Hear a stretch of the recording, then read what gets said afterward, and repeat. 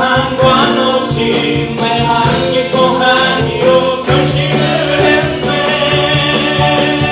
나 기뻐하리, 나 기뻐하리, 나 기뻐하리. 나 주 안에서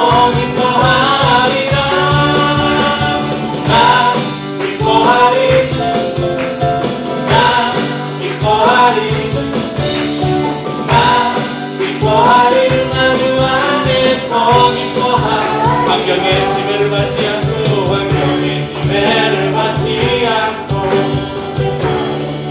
목소리 우리의 감정과 상관없이 우리 하나님 안에 예배하기로 결정하십니다. 결심을 했네. 나 기뻐하리 나 기뻐하리 나 기뻐하리 나 주 안에서 기뻐하리라.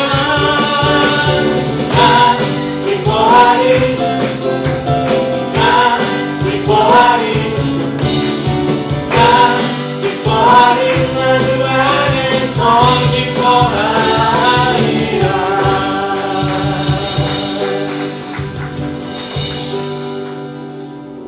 저는 항상 이 찬양을 부를 때마다 2절 가사를 고백하면서 제 스스로에게 항상 그렇게 불어요.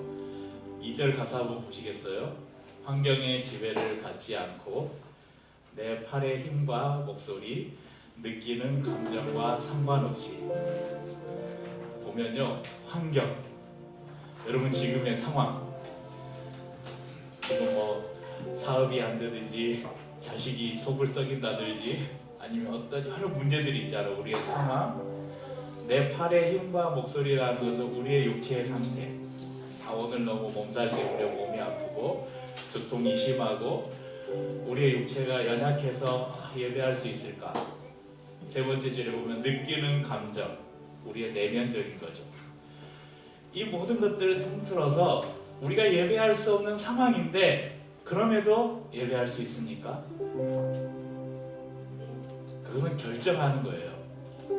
그럼에도 내가 주님을 기뻐하겠습니다. 그럼에도 주님을 내가 기쁨으로 예배하겠습니다. 그렇게 우리가 결정하면 우리 안에 계신 성령께서 우리에게 기쁨으로 예배할 수 있는 힘을 주십니다. 여러분 믿으십니까? 여러분의 환경을 좀 내려놓고 여러분이 좀 육체가 오늘 여러분의 몸이 좀 아프고 힘들더라도 그것도 좀 내려놓고 우리 하빈이 오늘 기분 안 좋은 일 있어? 하빈이 아까 찬양하는데 나를 쳐다보는데 너무 기분이 안 좋은 표정으로 나를 쳐다봐서 혹시 여러분 기분이 안 좋을 수 있어요. 오늘 아침에 오면서 누구랑 싸워가지고 방금 또 제이가 물통을 엎어가지고 지금 막 엄마가 막 짜증이 막 올라가가지고 이러면 자식이 예배 시간마다 사고를 쳐가지고 그럴 수 있는데 이런 거 다 내려놓고 주님 그러나 내가 주님 한 분만에 기뻐하고 예배하기로 결정합니다. 그렇게 결정하면요 우리 안에 성령님이 우리를 그렇게 하도록 힘을 주십니다. 믿으시죠? 성령이여 내 영혼을 충만케 하소서. 내 속에 강물이 넘쳐나게. 성령이여 내 영혼을 충만케 하소서. 내 속에 강물이 넘쳐나게. 오 성령 하나님 날 다시 새롭게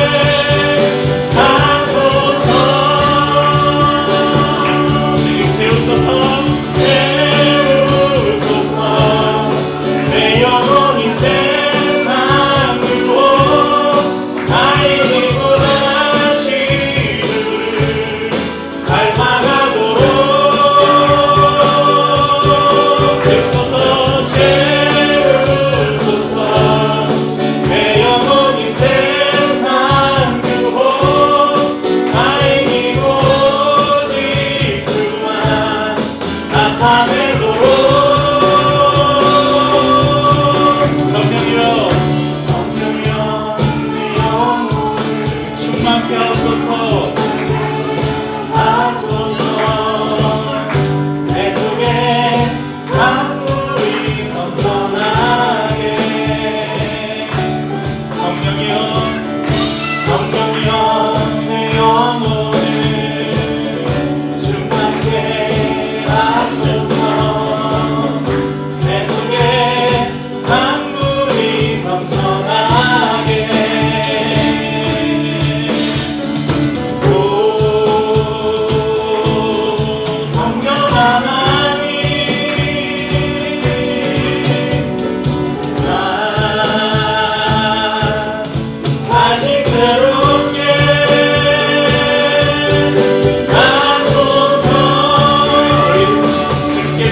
부릅니다. 채우소서 채우소서 내 영혼이 세상 유혹 나의 기본하신 주를 닮아가도록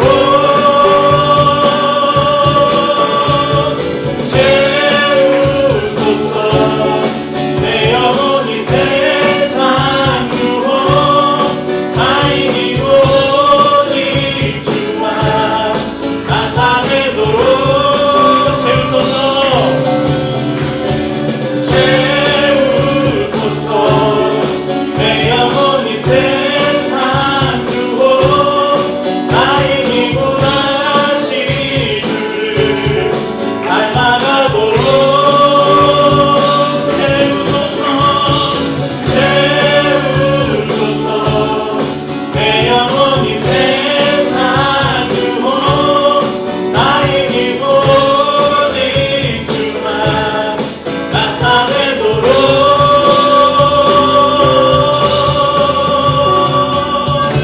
할렐루야. 오늘도 우리 안에 계신 성령께서 우리 안에 오셔서 주님의 뜻을 알려주시고 주님의 마음을 알게 하실 것을 믿습니다. 또 주님 앞에 우리가 잠잠히 나아가서 주님의 얼굴을 배우고 주님의 우리에게 말씀하시는 그 음성을 듣기를 원합니다. 주님 발 앞에서 주를 기다리네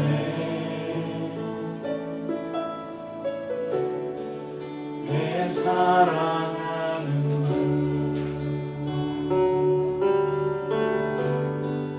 주님만 바라네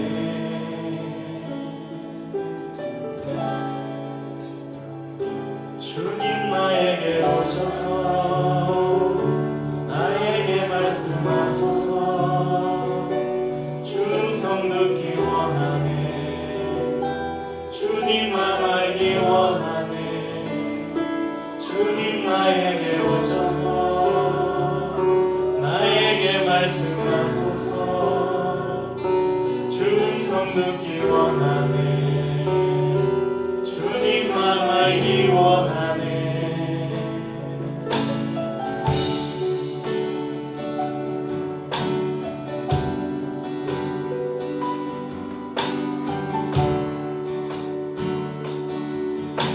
주님만 바라보는 주님 발 앞에 엎드려 주님 앞에서 주님을 기다립니다. 주를 기다리네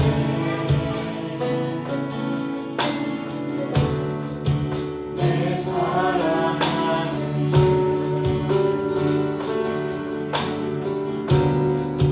주 주님만 바라네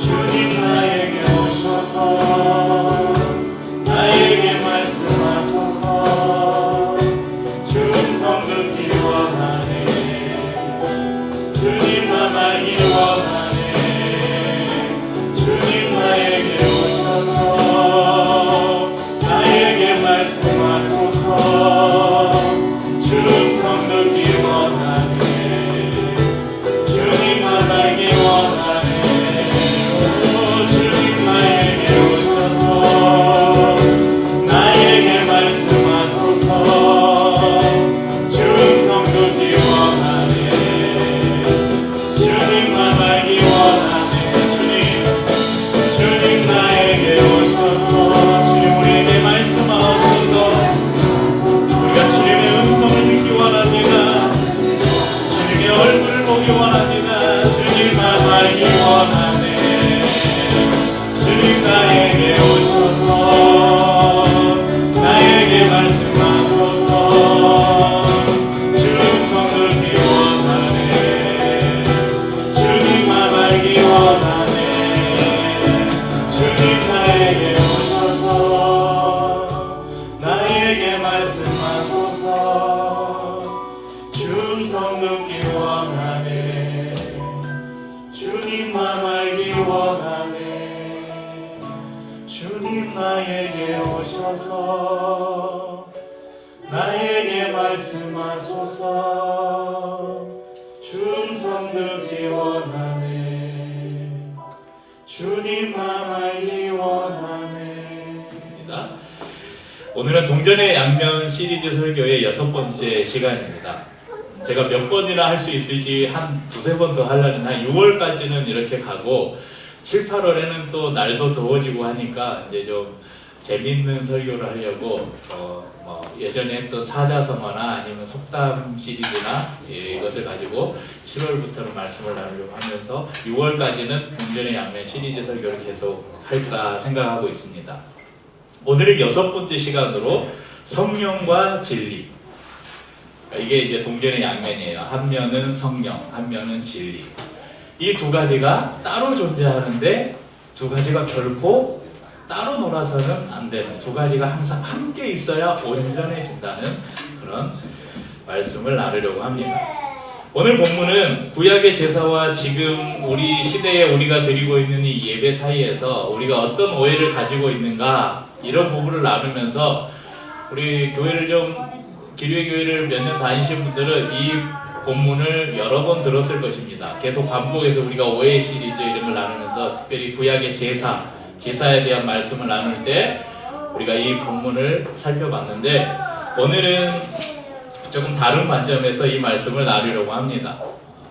제가 예배팀을 교육하거나 예배에 관한 특강을 할 때도 이 본문은, 그리고 이 내용은 항상 들어가는 내용인데, 오늘은 좀 우리가 주일날 드리는 이런 공적 예배, 공예배나 아니면 회중 예배보다 조금 범위를 넓혀서 이 공예배가 확장되는 것을 우리가 뭐라고 부릅니까? 삶의 예배라고 부르죠. 또는 생활 예배라고 부릅니다. 그래서 우리가 살아가는 모든 삶이 하나님 앞에 드리는 예배다, 이렇게 우리가 이야기하죠. 그래서 그런 우리의 전체 삶에서 오늘 말씀을 통해서 주시는 교훈이 뭔가를 살펴보려고 합니다. 예수님께서 공생의 사역을 시작하신 후에 어느 날 예루살렘을 떠나서 갈릴리로 가시려고 했습니다. 그런데 예수님께서는 갈릴리로 가는데 사마리아를 통과해서 가야겠다, 이렇게 제자들에게 말씀하십니다. 예수님을 따르던 제자들이 모두 의아했어요. 아니, 선생님이 왜 사마리아를 지나시려고 하지? 선생님이 엄청 급한 일이 있으신가? 제자들이 왜 이런 생각을 했는지 우리가 알려면 이 사마리아와 유다의 특별한 관계를 이해해야 합니다.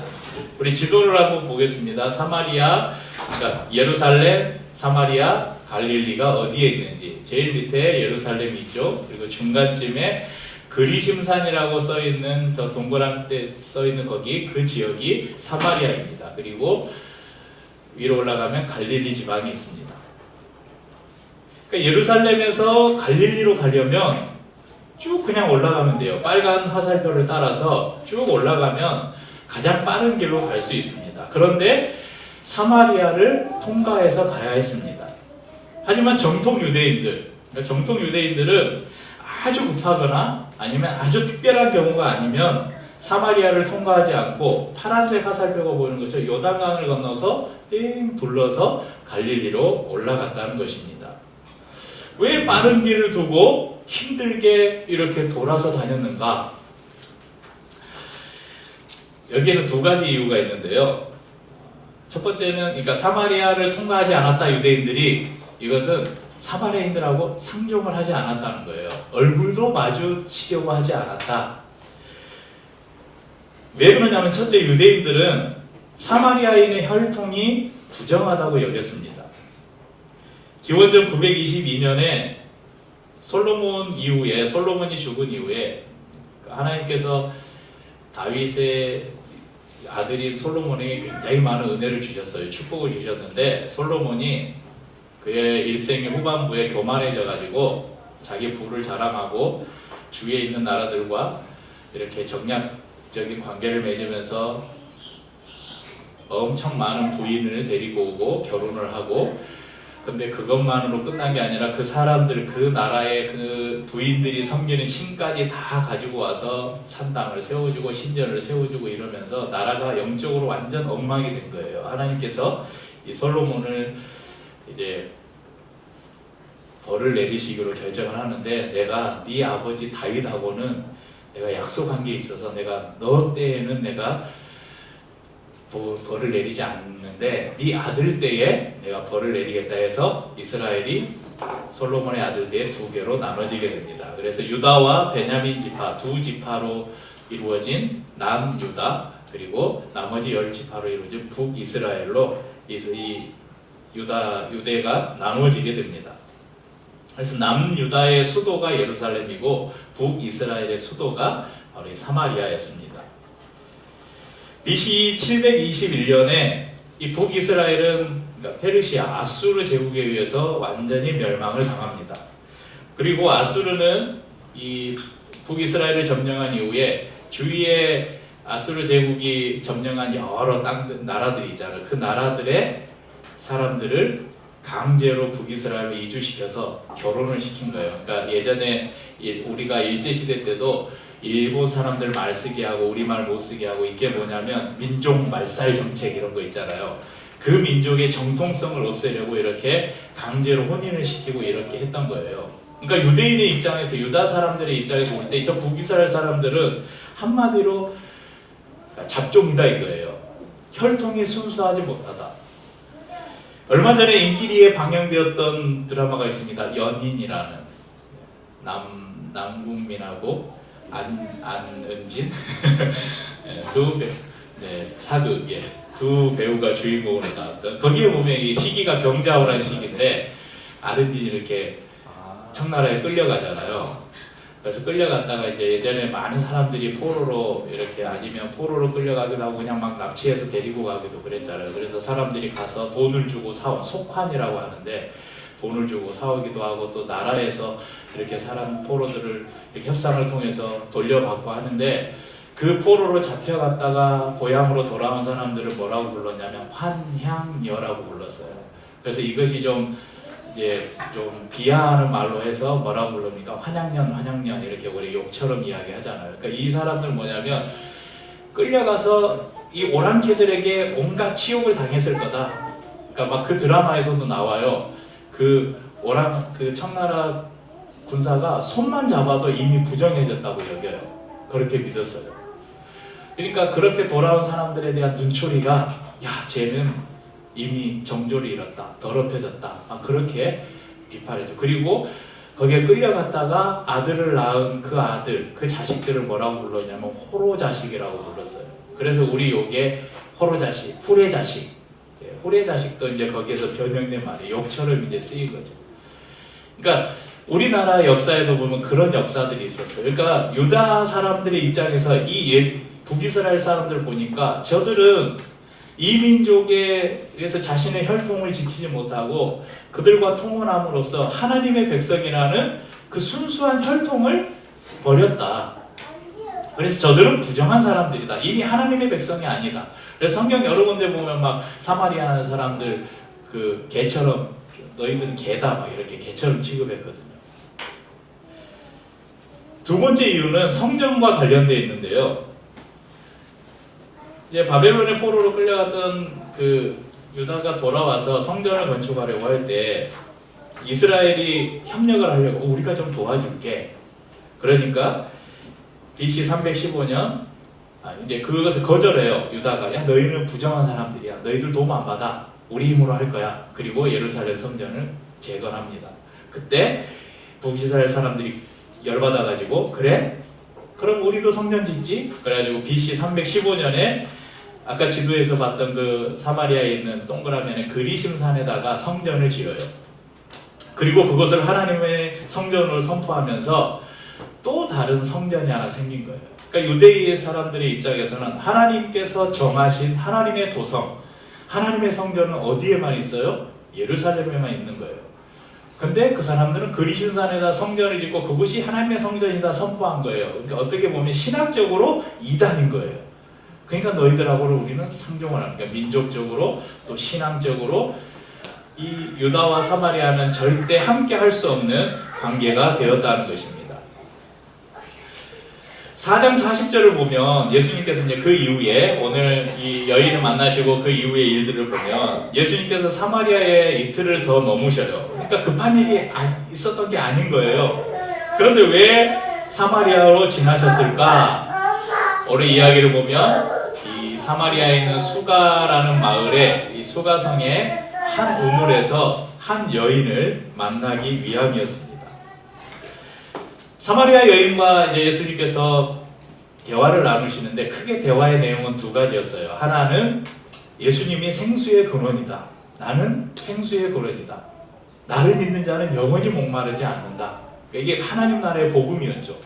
이 복음을 이야기하시고 또 하나 중요한 이야기를 하셨는데 그것이 뭐냐면 예배에 대한 문제였어요. 오늘 저희는 두 번째 예수님과 사마리아 여인과의 대화의 두 번째 주제인 이 예배에 대한 말씀을 함께 살펴보려고 합니다. 오늘 본문이 중요한 이유는, 그리고 예배에 대한 강의나 이런 걸 할 때 이 본문을 항상 택하는 이유는 성경 전체에서, 성경 전체라기보다는 예수님이 오신 이후의 기록이니까 신약 성경 전체에서 예수님께서 직접 예배에 대해서 우리에게 가르쳐 주신 유일한 본문이 바로 오늘 본문입니다. 6절에 보면 사마리아의 수가야라는 동네에 우물이 있었는데 예수님께서 피곤하셔서 잠시 우물 곁에 쉬고 계셨습니다. 그때가 오늘 성경은 6시, 우리 시간으로 플러스 6 하면 된다 그랬죠. 12시예요. 정오에 지금 예수님께서 우물가에 앉아 계셨습니다. 그때 예수님은 제자들에게 너희가 마을에 가서 먹을 거 좀 구해오라 하고 다 보내놓고 혼자 계셨어요. 그때 한 여인이 물을 기르러 물동이를 들고 옵니다. 그러니까 예수님은 의도적으로 지금 이 여인을 만나기 위해서 사마리아를 의도적으로 가셨고 그 우물에 의도적으로 가셨고 제자들 다 보내놓고 혼자 의도적으로 그곳에 남아 계셨다는 것입니다. 아까 말씀드린 것처럼 먼저는 그 여인과 그 사마리아의 복음을 전하기 위함이었고 또 하나는 중요한 예배에 대한 가르침을 주시기 위함이었습니다. 한 여인이 물동이를 일고 물을 기르러 오는데 아주 특이한 점이 있어요. 원래 그 예전에 빨래터, 우물 이런 데는 여자들의 한마디로 그 수다방이었죠. 수다방. 거기서 모여서 물 기르고 빨래하고 하면서 막 네 남편은 어쩌고 저쩌고 저거 되고 막 서로 씻고 막 이러잖아요. 근데 이 여인은 아무도 없는, 정오는 이 이스라엘 팔레스타인 지방의 정오는 날이 더워서 아무도 활동을 하지 않는 시간대예요. 아무도 없는 시간에 혼자 물동이를 이고 지금 물을 기르러 왔습니다. 예수님은 이 여인의 상황을 정확하게 꿰뚫고 계셨습니다. 왜 이 여인이 다른 사람들의 눈을 피해서 혼자 물을 기르러 왔는가? 18절에 보면 야, 너 남편이 5이지. 근데 지금 있는 남자도 네 남편이 아니야. 이 여자가 나는 남편이 없습니다 그러잖아요. 그러니까 근데 이미 이전에 5명의 남편이 있었고 지금 있는 남편도 자기 남편이 아니에요. 그러니까 이 여자는 최소 6명의 남자와 같이 살았던 거예요. 이 여인이 동네에서 어떤 평판을 받았을지 우리가 충분히 상상해 볼 수 있겠죠. 당시에 그 마을 중심의 사회에서 한 여자가 6명의 남자를 꼬셔서 같이 살았어요. 이 남자하고 살다가 버리고 다른 남자하고 한다고. 아마 모르긴 몰라도 이 여자는 늘 머리가 헝클어져 있고 머리도 좀 빠져 있고 그랬을지 몰라요. 자신의 상황을 정확하게 꿰뚫어 보고 있는 이 예수님을 보면서 이 여인은 예수님에 대한 인식이 변화하기 시작합니다. 처음에 9절에 보면 예수님을 단순히 한 유대인 남자 이렇게 표현해요. 9절에 보고 성경에 저희가 읽지는 않았지만 요한복음 4장을 여러분 성경을 제가 말씀드리는 본문들을 이렇게 보면 9절에 보면 한 유대인 남자, 근데 15절에 보면 주여라고 호칭이 변합니다.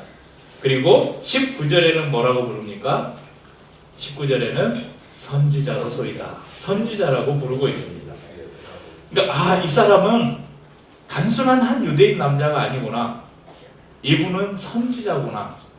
그러니까 하나님이 보내신 선지자구나 하면서 평소 자신이 가지고 있었던 마음속의 궁금증을 예수님께 묻습니다. 그것이 뭐냐면 20절 말씀이에요. 20절에 우리 조상들은 이 산에서 예배하였는데 당신들의 말은 예배할 곳이 예루살렘에 있다 하더이다. 그러니까 이 여인의 질문은 이런 거예요. 선생님, 우리 조상들은 그리심산에서 예배를 드려야 한다고 하는데 그리심산에 있는 성전에서 예배를 드려야 하나님이 받으신다고 하는데 당신들 유대인들은 아니다, 예배는 예루살렘에서만 드려야 한다. 예수님, 선생님, 예배는 어디에서 드려야 하나님이 받으시는 예배입니까? 이렇게 물어요. 그때 21절에 예수님께서 대답하십니다. 예수께서 이르시되 여자여 내 말을 믿으라. 이 산에서도 말고 예루살렘에서도 말고 너희가 아버지께 예배할 때가 이르리라. 그러니까 사마리아인들은 그리심산에다 성전을 짓고 더 이상 예루살렘으로 가지 않았습니다. 그들은 그리심산을 아브라함이 이삭을 바쳤던 산이 어디입니까? 모리아산이잖아요. 이곳이 모리아산이라고 믿고 있었어요. 그리고 하나님께서 신명기에 보면 축복을 약속한 산으로 그리심산이 나와요. 그래서 양쪽 이스라엘 백성들을 그리심산과 에발산에 세워놓고 서로 축복의 말, 저주의 말을 하면서 하나님을 잘 섬기고 따르면 너희에게 어떤 축복을 줄 것이다. 하나님을 거역하고 하나님을 떠나면 어떤 벌을 줄 것이다. 이런 이제 축복과 저주를 선포하게 하는데 그 축복을 선포한 땅이 산이 어디였냐면 이 그리심산이었어요. 말씀을 한번 읽어보겠습니다. 내 하나님 여호와께서 내가 차지할 땅으로 너를 인도하여 드리실 때에 너는 그리심산에서 축복을 선포하고 에발산에서 저주를 선포하라. 그러니까 이 땅은, 이 산은 하나님이 우리에게 축복을 선포하게 하신 산이다. 그곳에 세워진 성전이 거룩한 성전이다. 이렇게 믿고 있었던 것이죠. 그런데 반면 유대인들은 전통적으로 내려오는 하나님의 도성인 예루살렘만이, 그 예루살렘에 있는 성전만이 하나님이 임재하시는 성전이고 그곳에서 드리는 예배만이 하나님이 받으시는 참된 예배라고 믿었습니다. 그런데 예수님은 뭐라고 하셔요? 아니다. 그리심산도 아니고 예루살렘도 아니고 너의 관심은 어디서 예배를 드려야 될까에 대한 장소에 대한 관심이지만 이제 예배는 어디에서 드려야 되느냐가 아니라 어떻게 드려야 되느냐가 중요하다. 이 문제를 들고 나왔습니다. 사마리아인들은 북이스라엘의 정당성을 확보하기 위해서 마땅히 하나님께서 거룩하게 구별하신 예루살렘 외에 새로운 성전을 그리심산에 세웠습니다. 그리고 자기들 마음대로 이곳이 하나님의 성전이다 그렇게 선포한 거예요. 반면 유대인들은 22절에 예수님께서 말씀하신 것처럼 메시아는 유대인에게서 온다. 맞아요. 그 말은 맞아요. 그런데 메시아는 정통 유대인의 혈통에서 온다는 그것만을 믿고 야, 우리만이 하나님의 선택받은 백성이야. 사마리아, 너희들은 이방인들이야. 너희들은 개같은 존재들이야. 구원은 우리만 있어. 구원이 우리에게만, 유대인에게만 있으니까 하나님의 성전도 당연히 유대인은 예루살렘만이 하나님의 성전이지. 이곳에서 드리는 예배만이 하나님이 받으시는 예배지. 이런 생각을 가지고 있었습니다. 그래서 이런 선민사상에 사로잡혀서 유대인들은 다른 민족들을 판단하고 정죄했을 뿐만 아니라 전통과 형식에 얽매인 예배를 드려왔습니다. 그래서 예수님께서 공생이 시작하면서 성전에 가셔서 성전에서 막 물건 파들 사람들 상 다 뒤집어 엎으시고 막 쫓아내셨잖아요. 그리고 바리새인들과 서기관들 그리고 율법사들과 소위 말하는 유대 종교 지도자들과 계속 논쟁하면서 그들을 향해서 이 독사의 자식들아 막 그렇게 저주를 퍼붓잖아요. 그러니까 너희들의 예배가 잘못되었다는 거예요. 예수님께서는 어디서 예배해야 하는가보다 더 중요한 어떻게 예배해야 하는가를 사마리아 여인에게 가르쳐 주셨습니다. 그것이 바로 오늘 저희가 읽은 본문에 있는 23절, 24절이 말씀하고 있는 영과 진리로 예배하는 것입니다. 그래서 저는 이 두 가지를 예배의 두 기둥이라고 말씀드리고 싶습니다. 그림을 보시면요, 우리가 있는 예수 그리스도를 믿는 믿음, 이 믿음의 기초 위에서 하나님의 성령과 말씀, 진리, 이것으로 세워진 그 기둥 위에 우리가 살아갈 때 우리는 하나님이 기뻐하시는 예배, 하나님이 원하시는 삶을 살아갈 수 있다는 것입니다. 이 둘 중에 하나가 무너져 버리면 이 집이 온전할 수 있습니까? 그냥 무너지겠죠. 이게 동전의 양면처럼 꼭 함께 존재해야 되는 것이라는 사실입니다. 그러면 이제 중요한 것은 성령이 뭔가? 그러니까 영으로 예배하라. 또 하나 진리로 예배하라. 이것이 무슨 뜻인가? 신령으로 예배한다는 것은 그러니까 영과 진리로 예배하라. 영은 제가 그래서 미리 써놨죠. 성령. 성령은 우리가 이제 그래서 오늘 찬양하면서도 성령님에 대한 찬양을 불렀지만 일반적으로 우리 성도들이 생각할 때 성령 하면 그런 것으로 생각해요.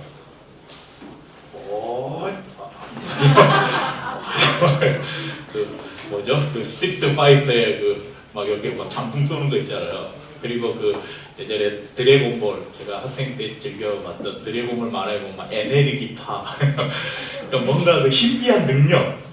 그러니까 성령 그러면 그런 능력으로 생각해요. 그런데 여러분 성령님은 성부, 성자, 성령, 삼위일체 우리가 삼위일체라고 말하는 성부, 성자, 성령 하나님의 한 인격을 가지신 하나님이세요. 인격체세요. 근데 우리는 날마다 그 성령을 어떤 능력이나 힘이나 어떤 수단이나 이런 것으로 생각한다는 거예요. 근데 성령님은 하나님의 영이고 영이신 하나님을 만나는 방법은 영으로만 가능합니다. 그래서 예수를 믿는 모든 사람들의 마음속에는 하나님의 영이신 성령님이 함께 하십니다. 그래서 하나님이 원하시는 예배를 드린다, 하나님이 원하시는 삶을 살아간다는 것은 우리 안에 계신 성령님의 음성을 따라서 살아가는 것을 말합니다. 제가 자주 사용하는 뭐 계시와 반응, 예배는 뭐다? 계시와 반응이다. 뭐 이런 좀 전문적인 정의 말고 예배를 다양하게 정의할 수 있겠지만 그냥 아주 쉬운 표현, 아주 심플한 표현으로 하면 예배는 하나님과 우리가 만나는 것이다. 이렇게 예배를 정의해 봤을 때 우리가 하나님을 만나야 되는데 하나님이 뭐라고요? 오늘 본문에 보면 하나님은 영이시래요. 영은 여러분 초월적인 존재예요. 우리의 눈에 볼 수 없는 존재예요. 그 하나님을 우리가 만난다고 하잖아요. 그러니까 우리의 육신과 눈으로는 하나님을 보고 손을 잡고 만날 수가 없어요. 그럼 하나님은 무엇으로 만나는가? 하나님은 영으로 만나야 된다는 거예요. 영이시기 때문에. 그럼 어떻게 우리가 영으로 만나는가? 우리 안에 있는 성령이 하나님을 만날 수 있게 해준다는 것입니다.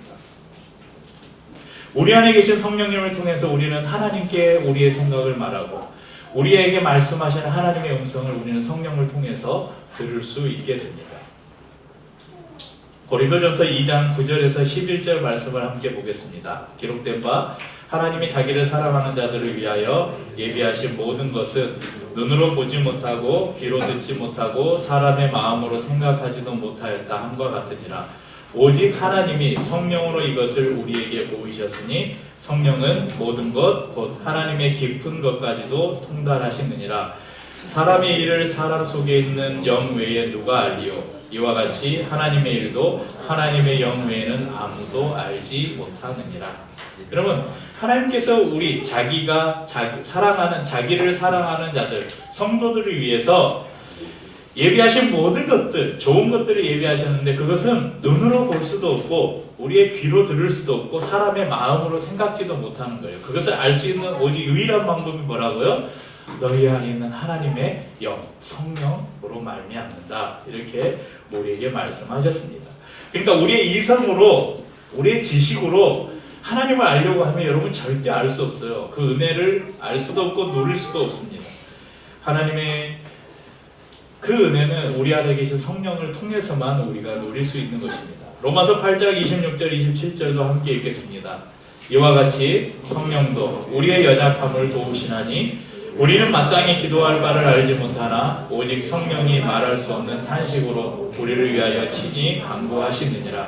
마음을 살피시는 이가 성령의 생각을 아시나니 이는 성령이 하나님의 뜻대로 성도를 위하여 간구하심이니라. 그러니까 우리 안에 계신 성령께서 하나님의 뜻을 가르쳐줄 뿐만 아니라 심지어는 어떤 때는 우리가 너무 힘들고 지쳐서 기도할 힘조차도 없을 때 우리 안에 있는 성령께서 안타까운 마음으로 우리를 대신해서 기도해 주신다고 성경이 말씀하고 있습니다. 우리가 성령님을 의지해야만 하는 이유를 이렇게 아주 분명하게 말씀하고 있습니다. 성령님과 함께하지 않는 성도의 마음은 메말라갑니다. 그래서 성령님이 없는 신앙생활, 성령이 함께하지 않는 신앙생활은 형식과 틀에 얽매인 신앙생활로 야 나는 괜찮은 성도야, 나 이 정도면 뭐 괜찮은 성도지 하면서 스스로 착각을 하고 율법주의자처럼 다른 사람 너는 왜 그렇게? 너는 왜 그렇게? 다른 사람들을 판단하고 정죄합니다. 갑자기 설교문에는 없는데 이 말씀을 하다 보니까 옛 생각이 나네요. 예전에 한 1년 사역했던 교회에는 성령사역학교라는 목사님이 하는 특별한 프로그램이 있었는데 교회에서 특별하게 뽑은 그 사람들만이 소수가 딱 문 걸어 잠그고 아무도 들어갈 수 없는 뭐 그런 거기서 이제 성령의 음성을 듣는 법을 막 훈련하는 거예요. 저는 이렇게 카메라를 설치하고 녹화를 하기 위해서 제가 들어갈 기회가 있어서 잠깐 이렇게 들었는데 제가 배운 신학으로는 도저히 이해할 수 없고 용납되지 않는 막 이야기들을 하시더라고요. 그 중에 뭐였냐면 우리가 보통 은사라고 하잖아. 하나님의 음성을 듣고 기도하면 하나님 우리에게 하나님의 뜻을 가르쳐 주는데 그게 이제 성령의 음성이잖아요. 그럼 훈련으로 된다는 거예요. 훈련을 많이 하면 그러면서 그 목사님은 나는 한 80% 맞춘다고. 근데 여러분들은 아직 한 20-30%밖에 안 된다고. 그래서 열심히 훈련하면 이게 점점 높아져 간다고. 내가 그걸 들으면서 야 하나님 우리에게 말씀하시는데 어떤 때는 10%만 맞고 어떤 때는 90%만 맞고 그럼 그게 하나님의 음성인가? 그런 생각이 들었어요. 그런데 이제 더 중요한 것은 그거보다 더 중요한 것은 이렇게 성령 사역을 하고 성령의 은사를 훈련하고 하는 사람들이 그게 소위 교회에서 리더십이라고 하는 그분들의 평상시 교회 안에서 말과 행동, 다른 성도들을 대하는 태도들을 제가 이렇게 부목사니까 다 가까이에서 보잖아요. 이런 걸 봤을 때 제가 저분들 안에 있는 성령은 어쩌면 성령님이 없든지 아니면 저들이 말하는 성령은 가짜다 이렇게 제가 확신했던 거는 성령이 그 안에 있는 사람의 말, 성령이 그 안에 있는 사람의 행동으로 저렇게 할 수 없는 것들이 너무 많이 봤기 때문에 그래요. 우리 안에 있는 성령은 우리의 말과 우리의 행동을 그분이 통제를 하셔요. 그러니까 우리가 예수를 믿고 성령님을 쫓아 사는 삶을 사는데 우리도 어떤 때는 막 우리의 말이 험해지기도 하고 우리의 행동이 험해지기도 하잖아요. 그러니까 우리가 우리 안에 계신 성령의 그 인도와 그 음성을 쫓아 살지 못하고 있는 거죠. 그러니까 우리는 계속해서 우리 안에 있는 육체의 소욕과 성령의 소욕이 계속 안에서 우리에게서 싸운다고 하는데 그 싸움에서 우리가 늘 성령의 소욕을 쫓아 살려고 해야 된다는 것입니다. 이것이 오늘 주님께서 말씀하시는 성령으로 예배하라 이 말씀입니다. 두 번째는 우리는 예배할 때 우리가 이 예배의 삶을 살아갈 때 진리로 예배해야 합니다. 진리는 예수 그리스도 자체이면서 또 하나님의 말씀이기도 합니다. 성경을 벗어난 예배는 하나님을 기쁘시게 할 수 없습니다. 말씀이 인도하는 삶이 아니라면 열매 맺는 삶을 살 수 없습니다. 우리는 하나님의 말씀을 바로 알기 위해서 부단히 노력해야 합니다. 하나님에 대한 무지는 예배가 아니라 우상 숭배가 될 수 있기 때문에 그렇습니다. 그리고 하나님께서 이 모세를 불러서 시내산에 올라갔잖아요. 그때 모세가 내려오지 않자 이스라엘 백성들이 금송아지 만들고 막 이게 하나님이다 하면서 막 열심히 예배드렸어요. 그때 하나님이 그걸 보시고 진노하셔서 엄청 많은 사람들이 죽고 막 난리가 났잖아요. 그들은 전심으로 예배한다고 생각했지만 하나님에 대한 무지는 하나님의 진노의 결과를 낳았습니다. 솔로몬 이후에 이스라엘이 남유다와 북이스라엘로 분열됐다고 말씀드렸는데 열왕기상 12장에 보면 북이스라엘 왕이 여로보암은 북이스라엘 백성들이 예루살렘으로 제사하러 갔다가 그러니까 그때는 이제 성전이 예루살렘에 있으니까 그 당시만 해도 이제 남유다와 북이스라엘로 나눠진 여로보암과 르호보암 왕 시대에는 북이스라엘 사람들이 절기만 되면 유다로 예루살렘으로 예배를 드리러 간 거예요. 제사를 드리러 간 거예요. 그런데 생각한 거예요. 이 여로보암이 야 이거 우리 북이스라엘 사람들이 계속 남유다로 예루살렘으로 예배 드리러 가다가 거기에 남아서 안 돌아오면 어쩌지? 다 르호보암으로 넘어가 버리면 어쩌지? 그런 걱정이 생겨서 야 이제 예루살렘에 갈 필요 없다. 열왕기상 12장 28절 30절에 보면 이에 계획하고 두 금송아지를 만들고 무리에게 말하기를 너희가 다시는 예루살렘에 올라갈 것이 없도다. 이스라엘아 이는 너희를 애굽 땅에서 인도하여 올린 너희의 신들이라 하고 하나는 베델에 두고 하나는 단에 둔지라. 이 일이 죄가 되었으니 이는 백성들이 단까지 가서 그 하나에게 경배함이더라. 이 저기 시내산 밑에서 이스라엘 백성들이 했던 거 다 까먹은 거예요. 똑같은 짓을 하고 있잖아요. 이어지는 31절에 보면 산당을 짓고 원래 제사장이나 이 하나님께 제사를 담당할 일은 누구만 할 수 있었어요? 레위인만 할 수 있었어요. 그런데 이 레위인이 아닌 보통의 백성으로 제사장을 삼고 절기도 마음대로 바꿔서 지키고 자신들의 입맛대로 예배를 드렸다는 거예요. 여러분 이 예배를 하나님이 받으시겠습니까? 이것이 무슨 예배냐면 진리 없는 예배라는 거예요. 하나님의 말씀이 없는 예배, 하나님의 말씀을 왜곡한 예배를 하나님은 받으시지 않는다는 것입니다. 지금 교계에 뜨거운 이슈가 하나 있는데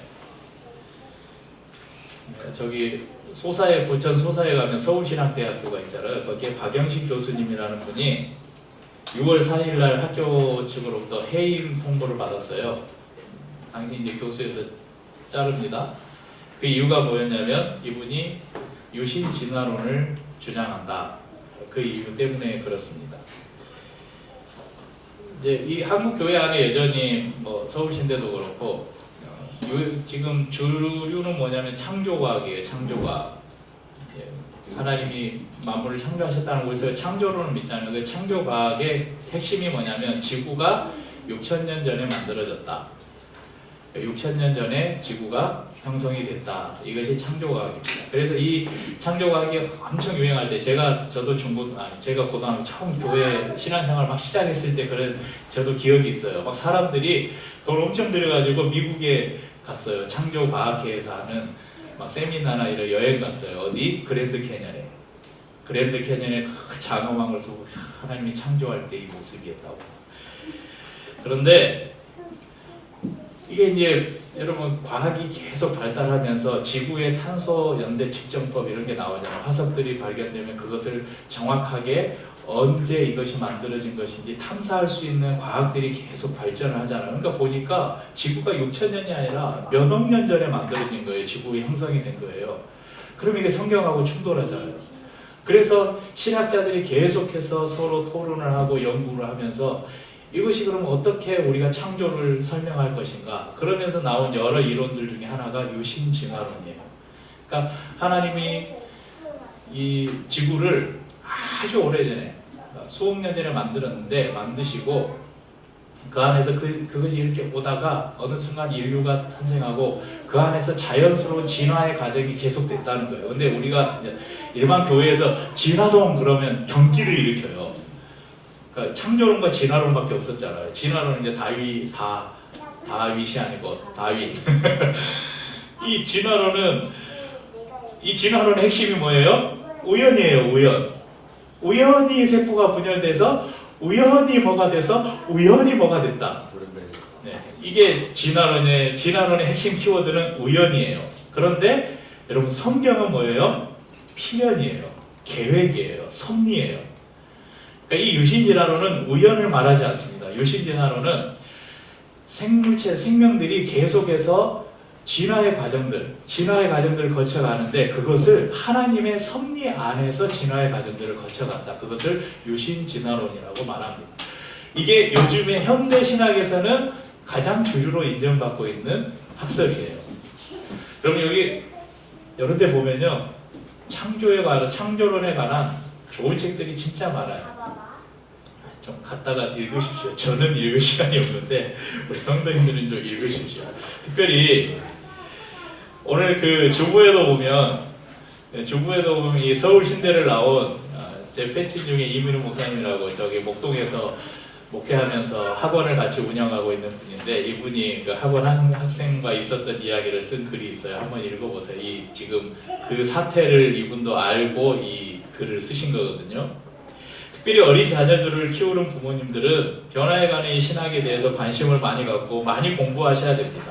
나중에 우리 아이들이 자라서 신학과 과학이 충돌할 때 우리가 어떤 답을 줘야 될지를 준비해야 됩니다. 또한 시대가 변화가고 문화가 바뀌어가면서 여러분 지금 우리 시대의 아주 뜨거운 이슈인 동성애 문제, 또 지금 우리 합동교단 안에서 제가 속해 있는 합동교단 안에서 여성 목사 문제가 지금 뜨거운 이슈거든요. 여성에게 목사를 안수를 줄 수 있느냐 없느냐, 이미 다른 교단들은 다 주고 있고 막 이게 그 전에는 당연한 걸 여겼는데 문화가 시대가 바뀌어가면서 이런 것들에 대한 새로운 논쟁들이 일어나요. 이것을 어떻게 교회가 바라봐야 되는가? 그래서 우리는 끊임없이 하나님의 말씀을 묵상하고 공부해야 됩니다. 저 스스로도 항상 안타깝고 성도들에게 죄송스러운 마음이 뭐냐면, 목사가 평상시에 책도 많이 보고 성경 열심히 연구하고 해가지고 막 새로운 그 성경의 진리들을 막 제가 막 발견해가지고 탐구해가지고 주일날 여러분들에게 막 가르쳐드리고 막 성경 공부 인도하고 하면 얼마나 좋겠어요. 근데 여러분도 제 상황을 아시잖아요. 제가 그렇게 할 수 있는 상황도 역량도, 제가 그렇게 하라고 하면 절대 목회를 안 했을 거예요. 제가 개척을 하거나 뭐 담임 목회를 하거나 절대 그러지 않았을 건데, 이제 다 그것을 이해해주는 우리 성도님들이 모이셨으니까. 그런데 여러분들은 뭐 해야 되냐면, 제가 못하는 걸 여러분들이 하셔야 돼요. 제가 공부해서 못 가르쳐 드리니까 여러분들이 공부하셔야 돼요. 같이 공부하자는 것입니다. 저희가 격주로 공부하는, 오늘도 이제 성경 공부할 건데 성경 공부 좀 빠지지 마세요. 그리고 빠지더라도 제가 이제 빠지는 분들이 여러분 계시면 유튜브 링크를 올려드리잖아요. 근데 링크 없어도 여러분 유튜브 들어가셔서 그날 신명기 2 그러면 바이블 에센스 신명기 몇 하면 다 나와요. 다 오픈해 놨으니까. 이런 거 어디서 들으려면 진짜 비싼 강의인데 이분이 다 오픈해 놨어요. 왜냐면 다른 분들의 후원을 받아서 제작을 하거든요. 후원 받아서 제작하기 때문에 오픈을 다 유료로 안 하고 무료로 오픈해 놨습니다. 꼭 공부를 하시기 바랍니다. 제가 왜 바이블 에센스 이 공부를 추천을 해드리냐면, 우리나라에 전문적으로 신학교 신학생들이나 목회자들이 볼법 봐야 될 만한 전문 신학서적만을 펴내는 출판사가 세문교 프레스가 유일해요. 그러니까 전문 신학서적만 출판하는데 대충 옛날 거 하는 게 아니라 지금 시대에 세계 곳곳에서 신학자들이 연구하고 결과로 낸 논문들, 새로운 책들, 그런 것들을 제일 먼저 계약을 해서 제일 먼저 한국에 보급하는 일들을 하고 있어요. 그러니까 변화하는 신학 흐름을 가장 먼저 접할 수 있습니다. 그러니까 이분이 그냥 출판사 사장이 아니에요. 대부분의 이 출판사에서 펴내는 대부분 전문 신학서적에 못해도 한 절반 이상은 이분이 직접 번역을 해요. 번역을 하고 감수를 하고. 그러니까 머리에 든 게 무지 많아요. 그래서 여러 신학적인 이슈들이나 이런 것들을 잘 정리해서 가르치는데, 이런 공부를 우리가 그냥 화면으로 공짜로 앉아서 볼 수 있다는 게 예전에는 상상도 못할 일이에요. 예전에는 이런 신학 강의 있으면 돈 진짜 많이 내고 봐야 됐어요. 제가 1999년에 신학교를 입학을 하고 그 다음에 전도사로 임명을 받고 어쩌다가 한 번씩 설교라는 것을 했었는데, 그로부터 한 25년 정도가 지났습니다.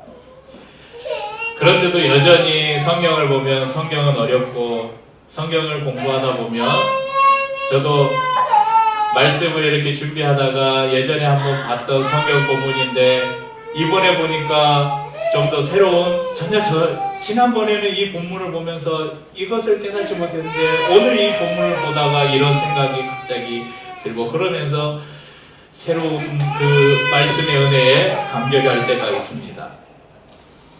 그래서 어떤 때 보면 성도님들이 저보다 성경을 더 잘 아나? 저분들은 공부를 안 해도 되나? 그런 생각이 들 때가 있어요. 여러분 열심히 공부합시다. 제가 믿는 분명한 사실은 우리는 하나님을 아는 만큼 하나님을 믿을 수 있고요. 하나님을 믿는 만큼 우리는 하나님을 사랑할 수 있습니다. 그리고 그분을 사랑하는 만큼 우리는 그분의 말씀대로 살아갈 수 있습니다. 그러니까 제일 먼저 중요한 게 뭐예요? 알아야 돼요. 알아야 믿죠. 아무것도 모르는데 믿습니다 하면 그건 거짓 믿음이죠. 하나님을 아는 만큼 우리는 그분을 믿게 되고, 그분을 믿는 만큼 그분을 사랑하게 되고 그분을 사랑하는 만큼 우리는 그분의 뜻대로 살려고 한다는 것입니다. 영국의 철학자 프란시스 베이컨이 한 유명한 말이 있어요. 여러분들도 잘 아는 것이 힘이다. 하나님을 아는 것이 우리의 영적 힘입니다. 오늘 예배 장소에 대한 질문에 답하시면서 예수님께서는 진리 없는 예배를 드리는 이 사마리아인과 성령님을 따르지 않고 예배드리는 유대인 양쪽 모두를 지금 한마디로 양쪽 다 까고 있는 거예요. 야, 너희들 그리스도안에서 예배드린다는데 너희들 잘못된 거야. 그 예배 잘못된 거야. 유대인들 너희들 예루살렘에서 예배드리면 하나님 받으신다고. 아니야, 너희들의 그 형식적인 예배 하나님이 안 받으셔. 그러니까 그리스도산 예루살렘 이거 중요한 거 아니야. 하나님을 예배하는 것은 성령과 진리로 예배드릴 때 하나님이 받으시는데 이제 그때가 왔다. 곧 이때라. 이때가 언제냐면 예수님이 오신 그때를 말씀하는 거예요. 그래서 이제 우리는 성전 없잖아요. 그리심산 예루살렘 필요 없잖아요. 왜? 우리 안에 계신 예수 그리스도가 우리의 성전이니까. 우리는 언제 어디서든지 예배를 드릴 수 있는데, 그러니까 더 이상 예배는 이제 장소의 공간의 문제가 아니라는 거예요. 어떻게 예배하느냐가 문제라는 것입니다. 매일의 삶 속에서 성령님과 더 친밀히 교통하십시오. 내가 신학 연수가 몇 년인데, 내가 그래도 목사고 장로고 권사인데, 이런 생각으로 내가 알고 있는 짧은 지식과 경험 속에 하나님을 제한하지 말고 늘 새로움과 풍성함으로 우리에게 다가오시는 성령님께 여러분의 삶을 맡겨보십시오. 또한 성경을 통해 또 우리의 상황과 환경을 통해 늘 말씀하시는 하나님의 음성에 귀를 기울이십시오. 성경 공부 더 열심히 합시다. 네. 저희 교회에 2개월에 한 번씩 저희가 새물교 플러스 출판사를 후원하면서 2개월에 한 번씩 3권에서 4권의 좋은 신학서적들이 매년 옵니다. 지금 막 책꽂이가 넘쳐나서 막 쌓아놓고 있거든요. 이거 카페 오시는 손님들은 이제 일반 서적들 보시는데 안 빌려드려요. 근데 우리 성도님들은 빌려가실 수 있습니다. 정말 좋은 책들이 많아요. 가지고 가서 읽으십시오. 읽으시고 제대로 갖다 놓기만 하시면 됩니다. 배워서 남주나라는 속담이 있잖아요. 국어사전에 보니까 어떤 내용이든지 배우고 나면 자기에게 유리하니까 열심히 배워둬라 이 말인데, 우리 믿는 사람들은 배워가지고 나를 위해서 배우는 게 아니라 우리는 배워서 남주자 이런 마음으로 하나님을 더 열심히 배울 수 있기를 바랍니다. 그러면 나도 이룰 뿐만 아니라 오늘 우리가 서로 말씀을 나누면서 함께 모임을 하는 우리 성도들이 유익을 얻고, 또 우리 주위에서 만나는 사람들에게 복음을 전할 때 그 사람들에게 우리가 담대하게 복음을 전할 수 있게 된다는 것입니다. 또한 우리의 자녀들에게 우리가 알고 있는 하나님의 새로운 진리에 대해서 우리가 또한 더 잘 가르칠 수 있을 것입니다. 그래서 여러분 열심히 하나님을 배워서 남 주십시다. 성령과 진리는 동전의 양면처럼 예배의 두 기둥입니다. 어느 하나로는 온전치 못한 꼭 함께 있어야만 온전해지는 것입니다. 아까 봤던 그림을 다시 한번 봅시다. 진리의 터가 되시는 예수 그리스도 위에 성령과 진리의 튼튼한 기둥을 세워서 하나님이 기뻐하시는 예배, 하나님이 기뻐하시는 삶을 살아감으로 우리 멋진 여러분 믿음의 집을, 요즘에 그 부동산 오늘 조금 있으면 성경 공부할 텐데 거기 땅의 문제에 대해서 다루는데 거기에 보면 부동산 문제 그 까는 거 나오거든요. 네, 여러분 오늘날 사람들이 어떻게 하면 좀 더 멋진 집, 좋은 집에 살까 막 그런 거 막 쫓아 살잖아요. 교회들도 보면 옆 교회가 몇 평짜리 건축비 얼마 들여가지고 어떻게 지었으면 야 우리는 저거보다 더 멋있게 지어야지, 더 크고 더 멋있게 지어야지, 어떻게 하면 건물을 멋지게 지을까 막 고민하는, 어떻게 하면 더 좋은 집에 살까, 더 큰 집에 살까 고민하는 시대에 정말 믿음의 사람들은요, 이 집을 어떻게 아름답게 지을까, 우리의 삶의 집을 어떻게 아름답게 지을까, 통장에 돈을 쌓는 마음으로 여러분 성령님을 따라 사시고, 여러분 열심히 벌어서 저축하는 마음으로 여러분 하나님의 말씀을 배우고 그 진리 안에 거하시면서 아름다운 영적 집을 지어가는 저와 우리 성도님들 될 수 있기를 주님의 이름으로 축복합니다. 따스한 성령님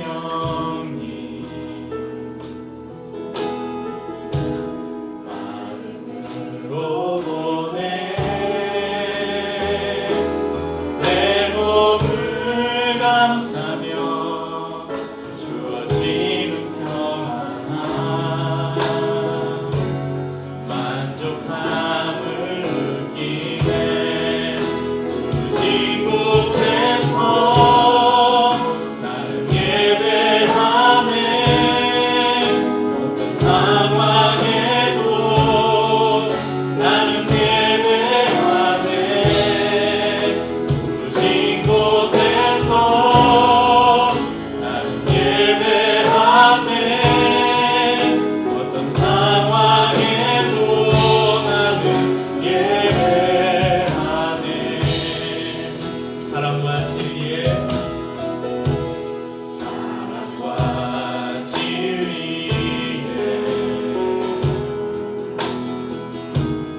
한 줄기 빛 보내 내 몸을 감사며 주어지는 평안함 그 사랑